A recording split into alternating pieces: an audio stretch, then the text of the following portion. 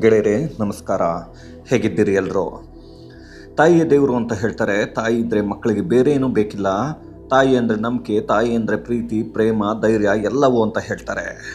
ಆದರೆ ಈಗ ನಾನು ಹೇಳೋಕ್ಕೆ ಹೊರಟಿರೋ ಘಟನೆ ಕೇಳೋಕ್ಕೆ ಕಷ್ಟ ಅನಿಸುತ್ತೆ. ಆದರೂ ಕೂಡ ತಡ್ಕೊಂಡು ಕೇಳಲೇಬೇಕಾಗತ್ತೆ. ಆದರೆ ಏನು ಮಾಡೋದು, ಕೆಲವೊಮ್ಮೆ ಈ ಹೆಣ್ಣು ಮಕ್ಕಳ ಮನಸ್ಥಿತಿ, ಅವರು ಅನುಭವಿಸೋ ನೋವುಗಳು ಹೇಗಿರುತ್ತೆ ಅನ್ನೋದು ಯಾರಿಗೂ ಗೊತ್ತಿರಲ್ಲ. ಹಾಗಂತ ಆ ತಾಯಿ ಪರವಾಗಿ ನಾನೇನು ಮಾತಾಡ್ತಿಲ್ಲ ಅಥವಾ ಮಾಡಿದ್ದು ಸರಿ ಅಂತ ಹೇಳ್ತಿಲ್ಲ. ಏನಪ್ಪ ಪೀಠಿಗೆ ಹಾಕ್ತಿದ್ದೀನಿ? ಹಾಗಾದರೆ ಆ ಕರುಳು ಹಿಂಡುವ, ಮನಸ್ಸು ಕುಲುಕುವಂತಹ ಒಂದು ಘಟನೆ ಏನು, ಮನಸ್ಸನ್ನು ಕಲಕುವಂತಹ ಘಟನೆ ಒಂದು ಸಲ ಏನು ಅಂತ ತಿಳ್ಕೊಂಡು ಬರೋಣ ಬನ್ನಿ.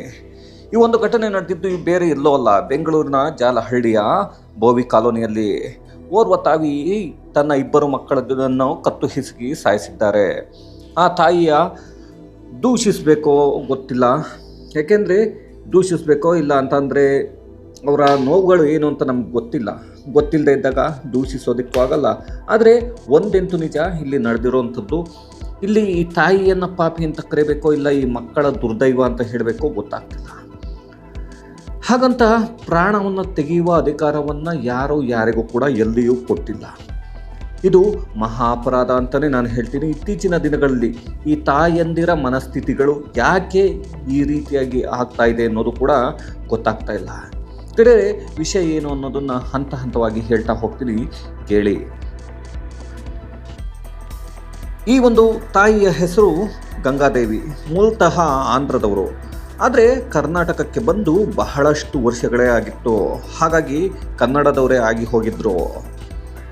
ಗೆಳೆಯರೇ, ಕನ್ನಡದವರೇ ಆಗಿ ಹೋಗಿದ್ದಂತಹ ಬಹಳಷ್ಟು ವರ್ಷಗಳ ಹಿಂದೆ ಬಂದಂತಹ ಈ ಗಂಗಾದೇವಿ ಒಂದಷ್ಟು ವರ್ಷದ ಹಿಂದೆ ಮದುವೆ ಆಗಿರ್ತಾರೆ. ಇಬ್ಬರು ಮಕ್ಕಳು, ಒಂದು ಹೆಣ್ಣು ಮಗು ಲಕ್ಷ್ಮಿ ಎನ್ನುವಂತಹ 9 ವರ್ಷದ ಮಗು, ಮತ್ತು ಇನ್ನೊಂದು 7 ವರ್ಷದ ಗೌತಮ್ ಎಂಬುವಂಥ ಮಗು. ಇಬ್ಬರು ಮಕ್ಕಳು ಕೂಡ ಸ್ಕೂಲಿಗೆ ಹೋಗ್ತಾ ಇದ್ರು. ಹೀಗಿರೋ ಸಂದರ್ಭದಲ್ಲಿ ಬದುಕಿನಲ್ಲಿ ಮೊದಲ ಸಂಕಟ, ಹಾಗೆಯೇ ಸಂಕಷ್ಟ ಎದುರಾಗಿ ಬಂದಿದ್ದು ಗಂಡ ಎನ್ನುವ ದಂಡಪಿಂಡದಿಂದ. ಅದೇನಪ್ಪ ಅಂದರೆ ಅದು ಆ ಗಂಡನಿಂದ ಎದುರಾಗಿ ಬಿಡುತ್ತೆ ಮೊದಲನೇ ಸಂಕಷ್ಟ. ಅದೇನು ಅಂತ ನೋಡ್ಕೊಂಡು ಬರೋಣ ಬನ್ನಿ. ಗಂಗಾದೇವಿಯ ಗಂಡ ಆತನ ಮಗಳ ಮೇಲೆ ಕಣ್ಣು ಹಾಕಿದ್ದಂತೆ, ಅಂದರೆ ಸ್ವಂತ ತನ್ನ ಮಗಳ ಮೇಲೆಯೇ ಕಣ್ಣು ಹಾಕಿದ್ದ ಅನ್ನೋದು ಇಲ್ಲಿ ಹೇಳ್ತಾಳೆ, ಆ ತಾಯಿ ಹೇಳಿರ್ತಾಳೆ. ಇದೆಲ್ಲವನ್ನು ಗಮನಿಸಿದ ಗಂಗಾದೇವಿ, ಅಂದರೆ ಕಣ್ಣು ಹಾಕಿದ್ದ, ಇದೆಲ್ಲದನ್ನು ಗಮನಿಸಿದ್ದಂತಹ ಗಂಗಾದೇವಿ ಬಹಳಷ್ಟು ಡಿಸ್ಟರ್ಬ್ ಆಗಿದ್ದರು. ಅಂದರೆ ಸ್ವಂತ ಮಗಳ ಮೇಲೆಯೇ ಕಣ್ಣು ಹಾಕ್ತಾ ಇದ್ದಾನೆ ಅಪ್ಪ ಅಂತ ಅಂದರೆ ಯಾವ ತಾಯಿ ತಾನೇ ಸುಮ್ಮನೆ ಇರ್ತಾಳೆ ಹೇಳಿ? ಹಾಗೆಯೇ ಏನು ಮಾಡಬೇಕು ಅಂತ ಡಿಸ್ಟರ್ಬ್ ಆಗಿದ್ದರು. ಹಾಗೆಯೇ ಗಂಡನಿಗೆ ವಾರ್ನಿಂಗ್ ಕೂಡ ಮಾಡಿರ್ತಾರೆ, ಈ ರೀತಿ ಮಾಡುವಂಥದ್ದು ನೀನು ಸರಿಯಲ್ಲ, ಈ ರೀತಿಯಾಗಿ ತನ್ನ ಸ್ವಂತ ಮಗಳ ಮೇಲೆ ಈ ರೀತಿಯಾಗಿ ಕಣ್ಣು ಹಾಕುವಂಥದ್ದು ಸರಿಯಲ್ಲ ಅಂತ ಹೇಳಿಬಿಟ್ಟು. ಹಾಗೆಯೇ ತನ್ನ ಸಂಬಂಧಿಕರಿಗೆ ಹಾಗೆ ಆತ್ಮೀಯರಿಗೆ ಕೂಡ ಅವರು ಗಮನಕ್ಕೆ ತಂದಿರ್ತಾರೆ. ಈ ಗಂಗಾದೇವಿ 1 ಸಲ ಆಗುತ್ತೆ, 2 ಸಲ ಆಗುತ್ತೆ, 3 ಸಲ ಆಗುತ್ತೆ, ಎಷ್ಟು ಸಲ ನೋಡೋಕ್ಕಾಗತ್ತೆ ಹೇಳ್ರಿ? ಹೋಗಿ ತನ್ನ ಮಗಳ ಮೇಲೇ ಕಣ್ಣು ಹಾಕಿದರೆ ಇದು ಅಪ್ಪ ಆದವನು ಎಷ್ಟು ಸಲ ತಾಯಿ ಆದವಳು ನೋಡ್ಕೊಂಡು ಕೂತ್ಕೋಬಹುದು? ಅದಾದ ನಂತರ ಪದೇ ತನ್ನ ಮಗಳನ್ನ ಅಪ್ಪ ಈ ರೀತಿ ಮಾಡಿದರೆ ತಾಯಿ ಏನು ಮಾಡಬೇಕು? ಗೆಳೆಯರೇ, ಈ ಗಂಗಾದೇವಿ ಕೂಡ ತನ್ನ ಆತ್ಮೀಯರ ಗಮನಕ್ಕೆ ಮತ್ತೊಮ್ಮೆ ತಂದು ಪೊಲೀಸರಿಗೆ ದೂರನ್ನು ಕೊಟ್ಟಿರ್ತಾರೆ. ಕೊನೆಗೆ ಪ್ರಾಥಮಿಕ ತನಿಖೆ ನಡೆಸ್ತಾರೆ ಪೊಲೀಸವರು. ನಡೆಸಿದ ನಂತರ ಗಂಗಾದೇವಿ ಹೇಳಿದ್ದು ನಿಜ ಅನ್ನೋದು ಪ್ರೂವ್ ಆಗುತ್ತೆ. ಆ ಪ್ರೂವ್ ಅದಾದ ನಂತರ ಗಂಡನನ್ನು ಪೊಲೀಸರು ಬಂಧಿಸ್ತಾರೆ. ಆದರೆ ಜೈಲಿಗೆ ಕೂಡ ಕಳಿಸ್ತಾರೆ ಗಂಡನನ್ನು. ಆದರೆ ಅದಾದ ಬಳಿಕ ಗಂಗಾದೇವಿ ಮಾನಸಿಕವಾಗಿ ವಿಪರೀತವಾಗಿ ಡಿಸ್ಟರ್ಬ್ ಆಗ್ತಾರೆ. ಯಾಕೆ ಅಂದರೆ ನೀವು ನೋಡಬಹುದು, ತನ್ನ ಸ್ವಂತ ಗಂಡ ತನ್ನ ಮಗಳ ಮೇಲೆಯೇ ಕಣ್ಣನ್ನು ಹಾಕ್ತಾರೆ, ಅಂದರೆ ಹೆತ್ತ ಮಗಳ ಮೇಲೆ. ಅದೇ ಕಾರಣಕ್ಕೆ ಡಿಸ್ಟರ್ಬ್ ಆಗ್ತಾರೆ. ಅದಾದ ನಂತರ ಗೊತ್ತೇ ಇದೆ, ಗಂಡ ಈಗ ಜೈಲಿಗೆ ಹೋದ ನಂತರ ಇಬ್ಬರು ಮಕ್ಕಳನ್ನ ಸಾಕಬೇಕಾಗತ್ತೆ. ಅದಕ್ಕೆ ಕಾರಣ ನನ್ನ ಗಂಡ ಜೈಲಿಗೆ ಹೋದ್ನಲ್ಲ ಅಂತ, ಇನ್ನೊಂದು ನನ್ನ ಗಂಡ ಮಗಳ ಮೇಲೆ ಕಣ್ಣು ಹಾಕಿದ್ನಲ್ಲ ಅಂತ. ಯೋಚನೆ ಮಾಡಿ, ಯಾವ ತಾಯಿಗೆ ಡಿಸ್ಟರ್ಬ್ ಆಗಲ್ಲ ಈ ರೀತಿಯಾಗಿ ಗಂಡ ನಡೆದುಕೊಂಡ್ರೆ? ಹಾಗೆಯೇ ಸ್ನೇಹಿತರೆ, ಇನ್ನೇನು ಮಾಡೋಕ್ಕಾಗುತ್ತೆ? ಇಬ್ಬರು ಮಕ್ಕಳಿದ್ದಾರೆ, ಜೀವನ ಸಾಗಿಸಬೇಕು. ಜೀವನದ ಬಂಡಿ ಈ ಒಂದು ಬೆಂಗಳೂರಿನಲ್ಲಿ ಅಷ್ಟು ಸುಲಭ ಅಲ್ಲ. ಯಾಕೆಂದರೆ ಕೆಲಸಕ್ಕೆ ಹೋಗಬೇಕಾಗತ್ತೆ, ಇಬ್ಬರು ಮಕ್ಕಳನ್ನು ಓದಿಸಬೇಕಾಗತ್ತೆ, ಬಾಡಿಗೆ ಕಟ್ಟಬೇಕಾಗತ್ತೆ. ಇದೆಲ್ಲವೂ ಇದ್ದಾಗ ಕೆಲಸಕ್ಕೆ ಹೋಗ್ತಾ ಇರ್ತಾರೆ. ಆರಂಭದಲ್ಲಿ ಡೆಲಿವರಿ ಗರ್ಲ್ ಆಗಿ ಕೆಲಸ ಮಾಡ್ತಿರ್ತಾರೆ ಈ ಗಂಗಾದೇವಿ. ಇತ್ತೀಚೆಗೆ ಒಂದು ಕಂಪನಿಯಲ್ಲಿ ಮಾರ್ಕೆಟಿಂಗ್ ಎಕ್ಸಿಕ್ಯೂಟಿವ್ ಆಗಿ ಕೂಡ ಕೆಲಸವನ್ನು ಮಾಡ್ತಾ ಇರ್ತಾರೆ. ಮಧ್ಯದಲ್ಲಿ ಈ ಮಧ್ಯೆ ಬೇರೆ ಬೇರೆ ಕೆಲಸಗಳು, ಮನೆ ಕೆಲಸ, ಅದು ಇದು ಅಂತ ಬೇರೆ ಬೇರೆ ಕೆಲಸಕ್ಕೆ ಹೋಗಿ ತನ್ನ ಇಬ್ಬರು ಮಕ್ಕಳನ್ನು ಸಾಕ್ತಾ ಇರ್ತಾರೆ. ಆದರೆ ಏನು ಮಾಡ್ತೀರಿ, ಬೆಂಗಳೂರಿನಲ್ಲಿ ಅಷ್ಟೊಂದು ಸುಲಭ ಅಲ್ಲ ಜೀವನವನ್ನು ಸಾಗಿಸೋದು. ಯಾಕೆಂದರೆ ಇಬ್ಬರು ಮಕ್ಕಳನ್ನು ಓದಿಸಬೇಕು, ಮನೆಯ ಬಾಡಿಗೆ, ಹಾಗೆಯೇ ಮನೆಗೆ ಬೇಕಾಗಿರ್ತಕ್ಕಂಥ ಸಾಮಾನುಗಳು, ಇದೆಲ್ಲವನ್ನು ಯೋಚನೆ ಮಾಡಿದರೆ ಹಾಗೆಯೇ ಈ ಗಂಗಾದೇವಿಗೆ ಕೂಡ ಅದೇ ಪ್ರಾಬ್ಲಮ್ ಆಗೋದು. ಹಾಗೆಯೇ ಇತ್ತೀಚೆಗೆ ಬಹಳಷ್ಟು ಮಾನಸಿಕವಾಗಿ ಒಂದು ತೊಳಲಾಡ್ತಾ ಇದ್ದರು. ಈ ಒಂದು ಮನಸ್ಥಿತಿಗಳು ಬೇರೆ ರೀತಿಯಲ್ಲೇ ಅವ್ರದ್ದು ಇತ್ತು ಅನ್ನೋದು ಹೇಳ್ತಾರೆ ಅವರನ್ನು ಬಲ್ಲವರು. ಹಾಗೆಯೇ ಬರ್ತಾ ಇದ್ದಂಥ ಅವರು ಕೆಲಸಕ್ಕೆ ಹೋಗಿ ಬರ್ತಾ ಇದ್ದ ಸಂಬಳದಲ್ಲಿ ಕುಟುಂಬವನ್ನು ನಡೆಸೋದು ಕಷ್ಟ ಆಗಿತ್ತು ಅನ್ನೋದು, ಅದು ಎಲ್ರಿಗೂ ನಾನೇನು ಹೇಳಬೇಕಾಗಿಲ್ಲ, ಬೆಂಗಳೂರಿನಲ್ಲಿ ಇರೋರಿಗೆ ಗೊತ್ತಿರುತ್ತೆ ಯಾವ ರೀತಿಯಾಗಿ ಒಂದು ಹೆಣ್ಣು ಹೋಗಿ ಒಂದು ಜೀವನವನ್ನು ನಡೆಸೋದು ಎಷ್ಟು ಕಷ್ಟ ಅನ್ನೋದನ್ನು ನಾನೇನು ಹೇಳಬೇಕಾಗಿಲ್ಲ.